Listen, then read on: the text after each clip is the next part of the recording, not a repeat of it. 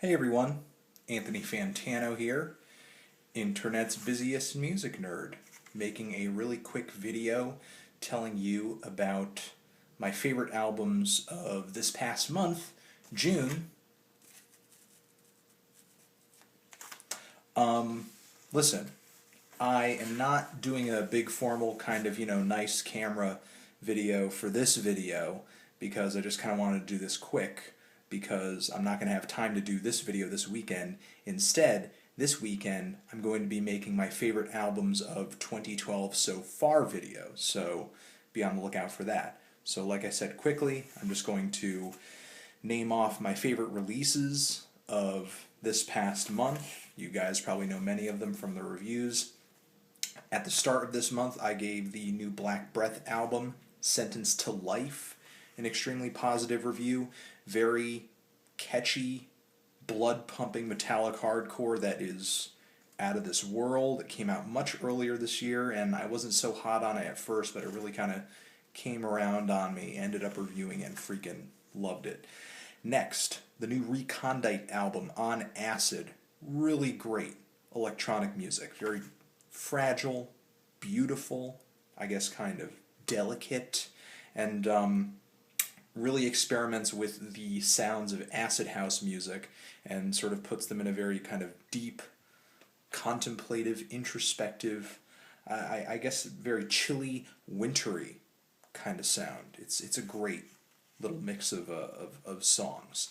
Not really quite I guess a structured album. It has a few remixes on it. It really does feel like a collection of tracks, but it is a friggin' good collection of tracks.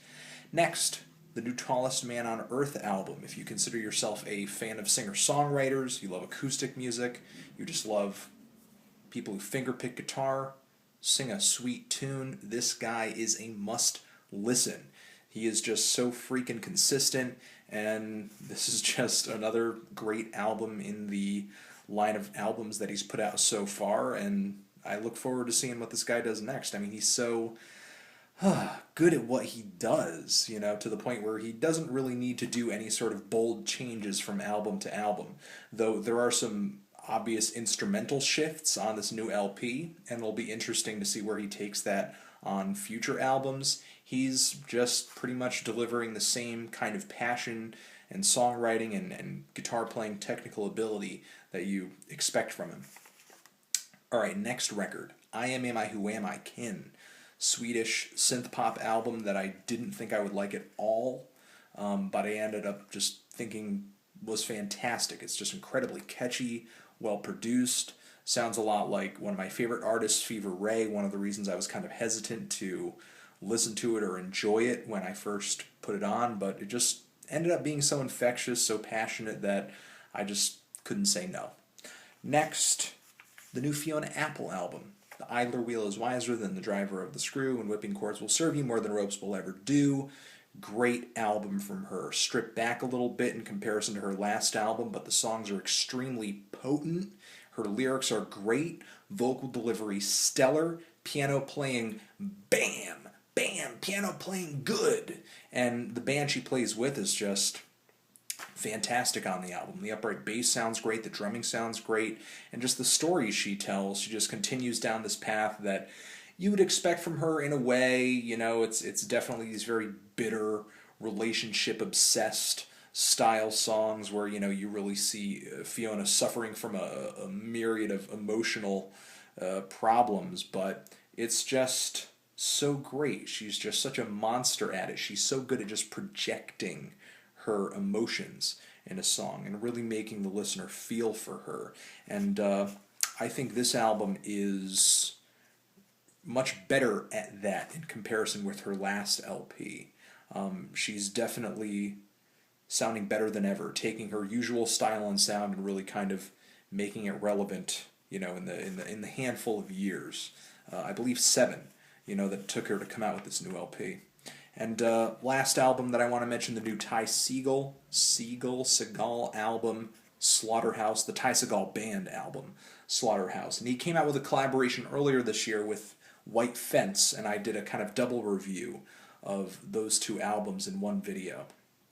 And just really great garage psych, punk, really catchy tracks, rough lo-fi recordings, badass attitude, rough, sweaty, just hyped up, really energetic, and a solid listen. I mean, both are very short releases, but they make up for it in just being very energetic, very infectious. Can't really say much else other than that. It good. Alright, I just want to mention quickly some tracks and other posts on theneedledrop.com that I thought were especially good and should definitely be checked out. Some favorite songs of this past month. I loved checking out that Joey Badass and Capital Steez track, Survival Tactics. That is up at theneedledrop.com, link below this video. I also reviewed Joey Badass's new mixtape that came out recently, 1999. Good, solid mixtape. Link to download that down there as well. Grizzly Bear has a new single out that I thought was fantastic, Sleeping Ute. Very, very nice track. I'm excited to see them kind of returning to bringing some complicated, layered characteristics into their songs again. There is a very interesting Japanese Footwork and Juke compilation that I have linked to on the website. It's an intense listen. Juke music, just freaking footwork music for me. In terms of electronic music, it's forward thinking. And it's just, new rhythms, new sounds, and though there have been people I have reviewed on the channel that have, experimented with this style of music, and people who I want to review on the channel in the near future, this Japanese producer compilation where you have all these, people from there producing this style of electronic music, they really experiment with it and bring it to a new level of just jittery, intricate complication. It's a really interesting listen. Wild Nothing has a new single out that's very catchy, very sweet. David Byrne and St. Vincent have a new track out. They're going to be putting out a collaborative album later this year in September. Listen to the track, Who. It's a pretty solid track. I hope I'm pronouncing this next artist correctly. They are an Israeli black metal outfit with just a huge punk influence in their music. Tamutamen. They have a demo and a live session video over at theneedledrop.com, link below. h-sik, another Juke artist, footwork artist that I plan on reviewing soon. He has an EP coming out in July, and I premiered a track from it over at theneedledrop.com. Really solid song. Knockmistium has a new album coming out soon. They have a new track off of that album, Silencing Machine. Great black metal track. Guardian Alien, Greg Fox, drummer, ex-member of Liturgy, in this experimental psychedelic kind of prog band that has a new album coming out on Thrill Jockey later this year.